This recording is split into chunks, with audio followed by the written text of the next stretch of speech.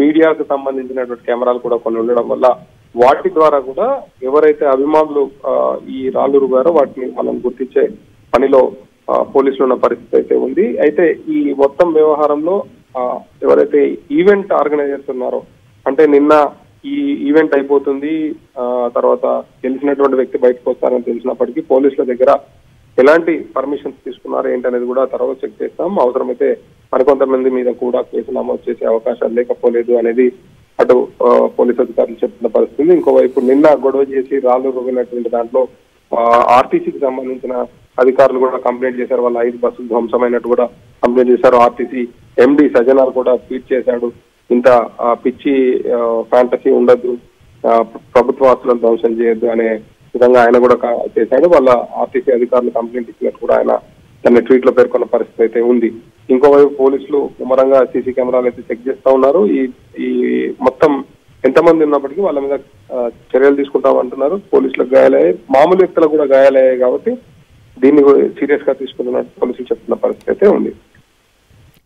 Right, thank you Sunil. Bigg Boss show గొడవపై జూబ్లీహిల్స్ పోలీసులు సుమోటోగా కేసు నమోదు చేశారు. Bigg Boss winner Pallavi Prashanth తో పాటు దాడులకు పాల్పడ్డ అభిమానులపైన కేసు బుక్ చేశారు. ఐపీసీ 147, 148, 290, 353, 427 రెడ్ విత్ 149 సెక్షన్ల కింద కేసు నమోదు చేశారు.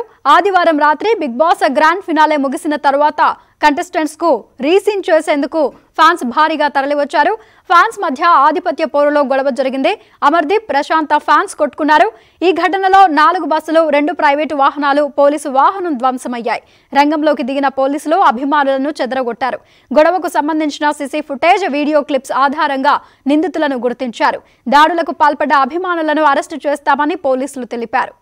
ఇదే అంశంపై మరిన్ని వివరాలు మా క్రైమ్ బ్యూరో చీఫ్ సునీల్ అందిస్తారు. సునీల్, బిగ్ బాస్ విన్నర్ నిన్న విన్నర్ ని డిక్లేర్ చేశారు. ఆ తర్వాత అన్నపూర్ణ స్టూడియోస్ లో జరిగిన ఈ ఈవెంట్ తర్వాత బయటకు వచ్చినప్పుడు ఈ విన్నర్ పల్లవి ప్రశాంత్ ఎవరైతే ఉన్నారో, ప్రశాంత్ అభిమానులు వచ్చి ఇక్కడ గొడవ చేశారనేది ఆర్టీసీకి సంబంధించినటువంటి, ఎందుకంటే ఆ గొడవ జరిగిన తర్వాత రోడ్డు పైకి వచ్చి పల్లవి ప్రశాంత్ కు సంబంధించినటువంటి ఫ్యాన్స్ ఎవరైతే ఉంటారో వాళ్ళు రాళ్లు రుబ్బిన పరిస్థితి ఉంది. ఒకవైపు పోలీసులకు గాయాలయ్యాయి, ఇంకోవైపు ఆర్టీసీ బస్సులు 4-5 బస్సులు ధ్వంసమయ్యాయి.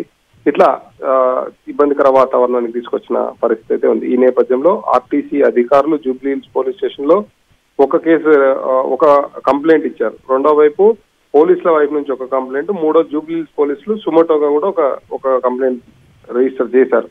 ఈ మొత్తంలో ఫస్ట్ పోలీసులు ఇచ్చినటువంటి సుమటోల్లో 147, 148, 290, 353, 427 రెడ్ విత్ 149 సెక్షన్ల కింద పల్లవి ప్రశాంత్ తో పాటు ఆయన అభిమానుల మీద కూడా కేసులు నమోదైన పరిస్థితి ఉంది. ఇందులో సీసీ కెమెరాల ఫుటేజ్లు, మీడియాకు సంబంధించినటువంటి కెమెరాలు కూడా కొన్ని ఉండడం వల్ల వాటి ద్వారా కూడా ఎవరైతే అభిమానులు ఈ రాళ్ళు రుగారో వాటిని మనం గుర్తించే పనిలో పోలీసులు ఉన్న పరిస్థితి అయితే ఉంది. అయితే ఈ మొత్తం వ్యవహారంలో ఎవరైతే ఈవెంట్ ఆర్గనైజర్స్ ఉన్నారో, అంటే నిన్న ఈ ఈవెంట్ అయిపోతుంది, తర్వాత తెలిసినటువంటి వ్యక్తి బయటకు వస్తారని తెలిసినప్పటికీ పోలీసుల దగ్గర ఎలాంటి పర్మిషన్స్ తీసుకున్నారు ఏంటనేది కూడా తర్వాత చెక్ చేస్తాం. అవసరమైతే మరికొంతమంది మీద కూడా కేసు నమోదు చేసే అవకాశాలు లేకపోలేదు అనేది అటు పోలీసు అధికారులు చెప్తున్న పరిస్థితి. ఇంకోవైపు నిన్న గొడవ చేసి రాళ్ళు రుగినటువంటి దాంట్లో ఆర్టీసీకి సంబంధించిన అధికారులు కూడా కంప్లైంట్ చేశారు. వాళ్ళ 5 బస్సులు ధ్వంసమైనట్టు కూడా కంప్లైంట్ చేశారు. ఆర్టీసీ ఎండి సజ్జనార్ కూడా ట్వీట్ చేశాడు, ఇంత పిచ్చి ఫ్యాంటసీ ఉండద్దు, ప్రభుత్వ ఆస్తులను ధ్వంసం చేయొద్దు అనే విధంగా ఆయన కూడా చేశాడు. వాళ్ళ ఆర్టీసీ అధికారులు కంప్లైంట్ ఇచ్చినట్టు కూడా ఆయన తన ట్వీట్ లో పేర్కొన్న పరిస్థితి అయితే ఉంది. ఇంకోవైపు